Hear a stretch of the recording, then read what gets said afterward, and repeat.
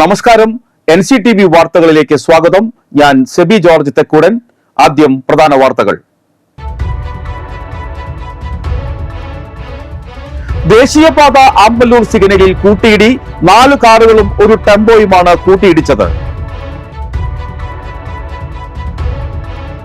ഇഞ്ചക്കുണ്ട് പത്തുകുളങ്ങരയിൽ കാട്ടാന ഇറങ്ങി കൃഷി നശിപ്പിച്ചു. സംസ്ഥാനത്ത് സ്വർണ്ണവില ഉയർന്നു. പവന് 600 രൂപ വർദ്ധിച്ച് സ്വർണ്ണവില 58,000 കടന്നു. ആമ്പല്ലൂർ പള്ളിക്കുന്ന് റോഡ് നവീകരണം ആരംഭിക്കാനിരിക്കെ വാട്ടർ അതോറിറ്റിയുടെ പ്രവർത്തികൾ പൂർത്തിയാക്കാത്തത് പ്രതിഷേധാർഹമെന്ന് അളഗപ്പനഗർ പഞ്ചായത്ത്. നിർമ്മാണം പൂർത്തിയായ ശേഷം റോഡ് വെട്ടിപ്പൊളിക്കുന്ന വാട്ടർ അതോറിറ്റിയുടെ പതിവ് രീതി ഇവിടെ അനുവദിക്കില്ലെന്നാണ് പഞ്ചായത്തിന്റെ നിലപാട്.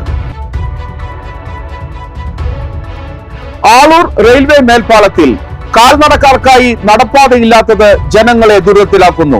2 വരി ഗതാഗതമുള്ള പാലത്തിലൂടെ ജീവൻ പണയപ്പെടുത്തിയാണ് സൈക്കിൾ യാത്രക്കാരും കാൽനടക്കാരും സഞ്ചരിക്കുന്നത്. പുതുക്കാട് ഗ്രാമപഞ്ചായത്തും മറ്റത്തൂർ ഗ്രാമപഞ്ചായത്തും കേരളോത്സവം 2024 സംഘടിപ്പിച്ചു. Nandikkara vocational higher secondary school നാരങ്ങമിഠായി എന്ന പേരിൽ അംഗൻവാടി ഫെസ്റ്റ് സംഘടിപ്പിച്ചു.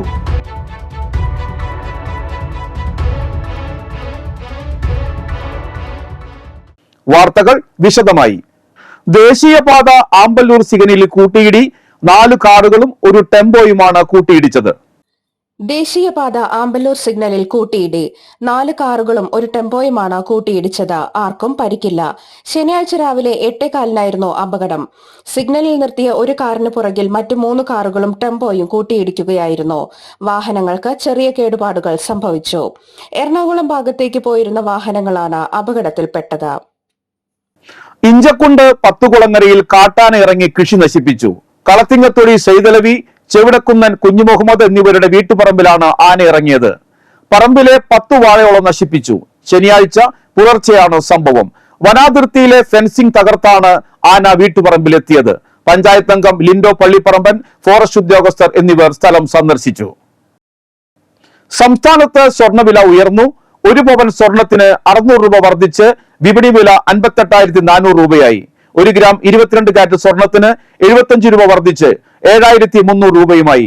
1 ഗ്രാം 18 കാരറ്റ് സ്വർണത്തിന്റെ വില 6,020 രൂപയാണ്. വെള്ളിയുടെ വിലയിൽ മാറ്റമില്ല. 1 ഗ്രാം ഹാൾമാർക്ക് വെള്ളിയുടെ വില 98 രൂപയാണ്.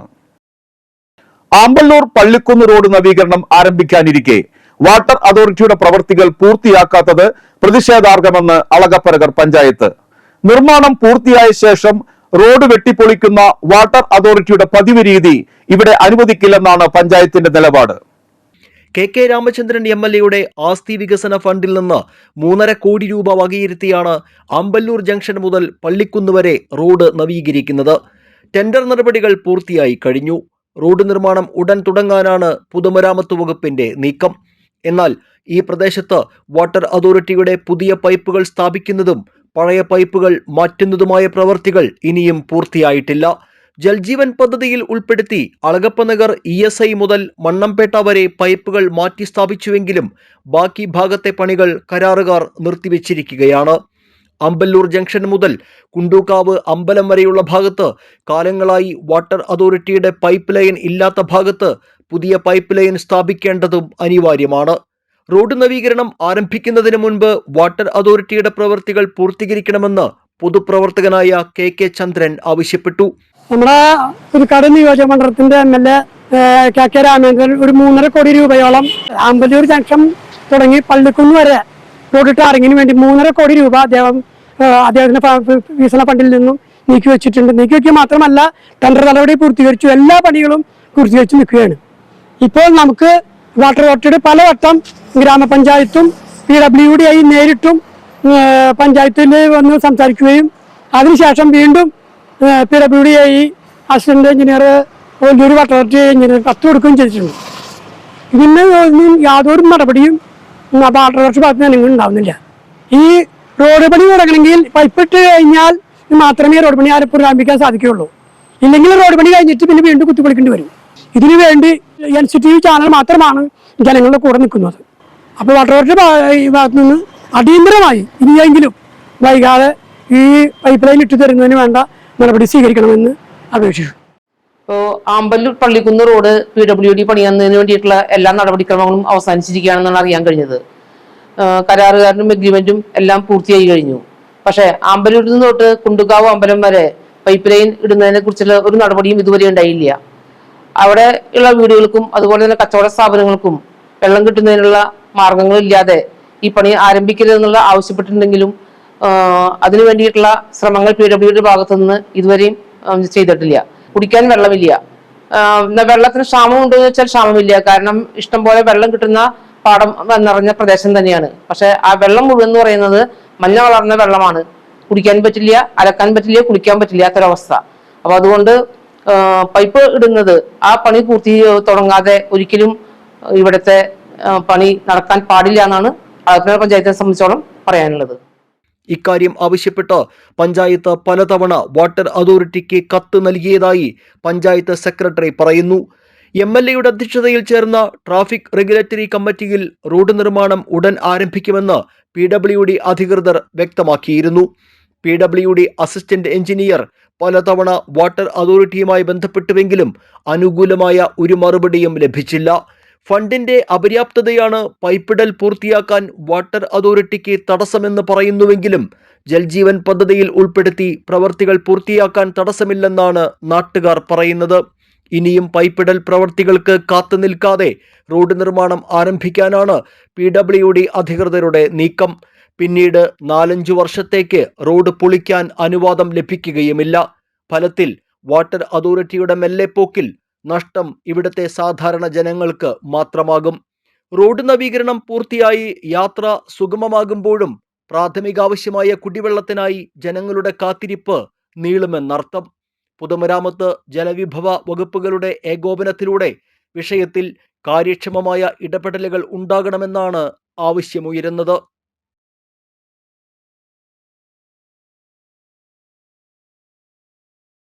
കൊടകര കൊടുങ്ങല്ലൂർ സംസ്ഥാന പാതയിലുള്ള ആളൂർ റെയിൽവേ മേൽപ്പാലത്തിൽ കാൽനടക്കാർക്കായി നടപ്പാതയില്ലാത്തത് ജനങ്ങളെ ദുരിതത്തിലാക്കുന്നു.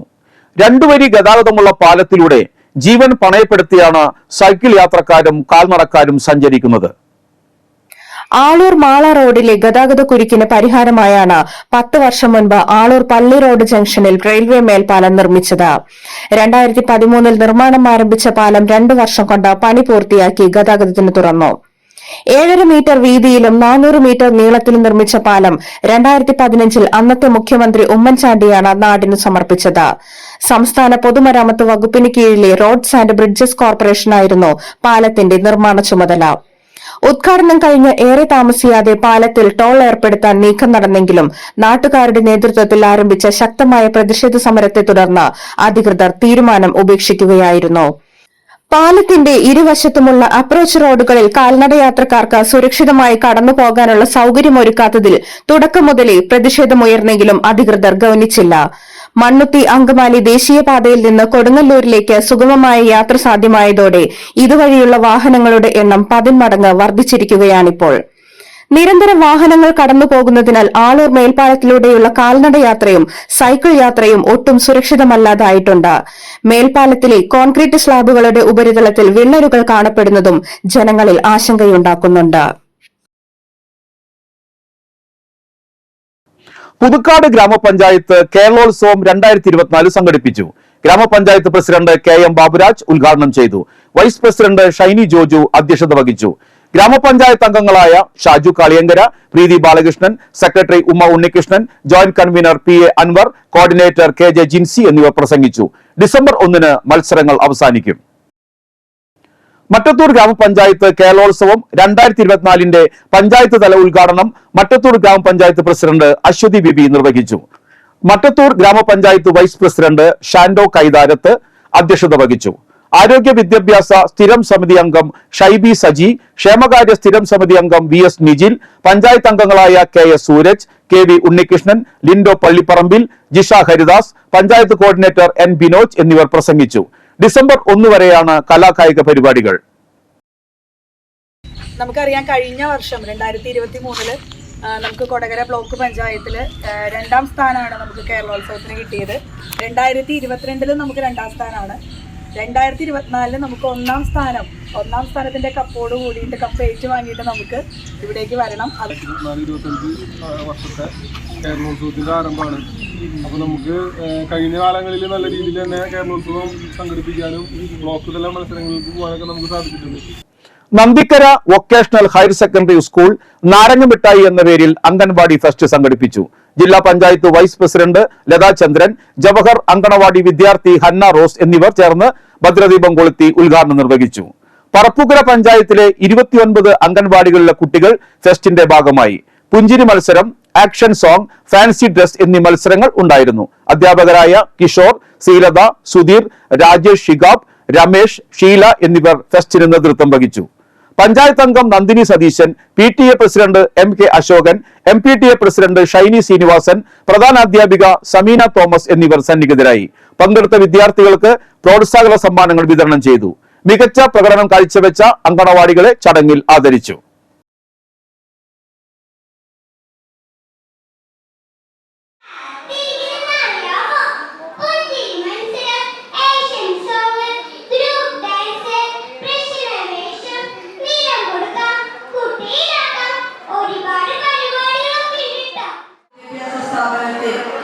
പറപ്പുകര പഞ്ചായത്തിലെ അംഗൻവാടികളിൽ നിന്നുള്ള കുഞ്ഞുങ്ങളുടെ സർഗാത്മക കഴിവുകളെ അടയാളപ്പെടുത്തുന്ന ഏറ്റവും നല്ല സുദിനമാണ് ഇന്ന്. എനിക്ക് ഏറ്റവും കൂടുതൽ സന്തോഷം രേഖപ്പെടുത്താനുള്ളത് വൈവിധ്യമാർന്ന ഈ പരിപാടി ഇവിടെ സംഘടിപ്പിക്കാൻ മുൻകൈയെടുത്ത KSSPU കൊടകര ബ്ലോക്കിന്റെ കീഴിലുള്ള സാംസ്കാരിക സമിതിയുടെ യോഗം സംഘടിപ്പിച്ചു. Block president T Balakrishna Menon ഉദ്ഘാടനം ചെയ്തു.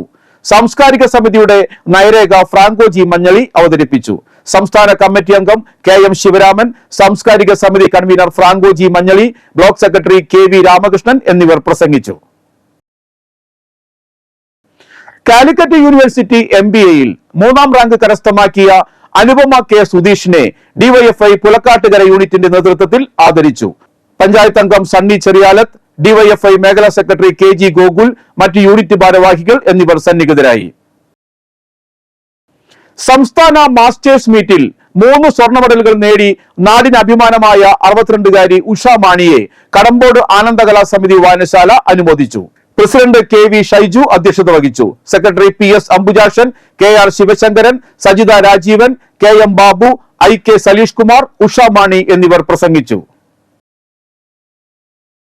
പുതുക്കാട് മറവാഞ്ചേരി ഏതൻതോട്ടത്തിൽ ഫ്ലമിംഗോ എന്റർടൈനേഴ്സ് ഞായറാഴ്ച പ്രവർത്തനം ആരംഭിക്കും. രാവിലെ 9:30 പുതുക്കാട് ഗ്രാമപഞ്ചായത്ത് പ്രസിഡന്റ് KM ബാബുരാജ് ഉദ്ഘാടനം ചെയ്യും. KK രാമേന്ദ്രൻ MLA അധ്യക്ഷത വഹിക്കും. കാലാവസ്ഥ.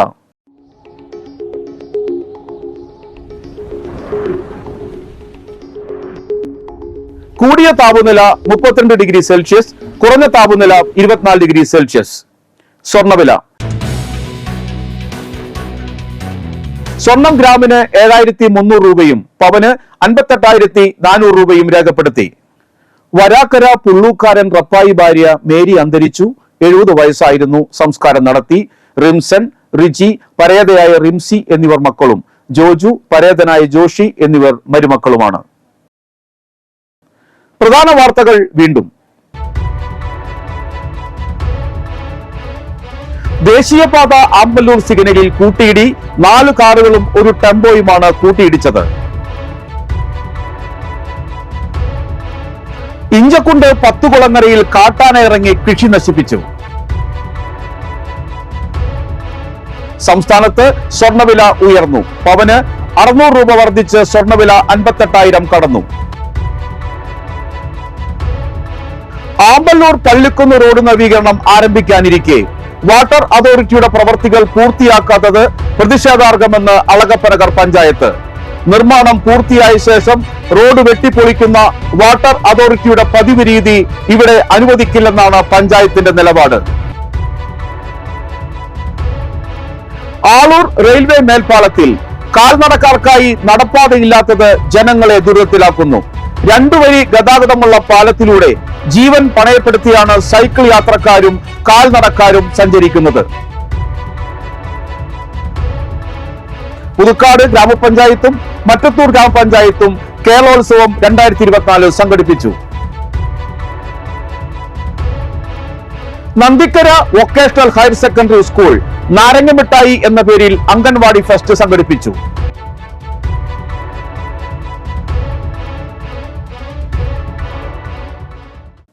ബുള്ളറ്റിൻ പൂർണ്ണമാകുന്നു. പുതുക്കാട് മേഖലയിലെ പ്രധാന സംഭവങ്ങളുടെ വാർത്താ ക്ലിപ്പുകളും ഡെയിലി ന്യൂസും NCTV ന്യൂസ് എന്ന യൂട്യൂബ് ചാനലിൽ ലഭ്യമാണ്. ന്യൂസ് ബുള്ളറ്റിന്റെ പ്രീമിയർ സംപ്രേഷണം എല്ലാ ദിവസവും രാത്രി 10-ന്.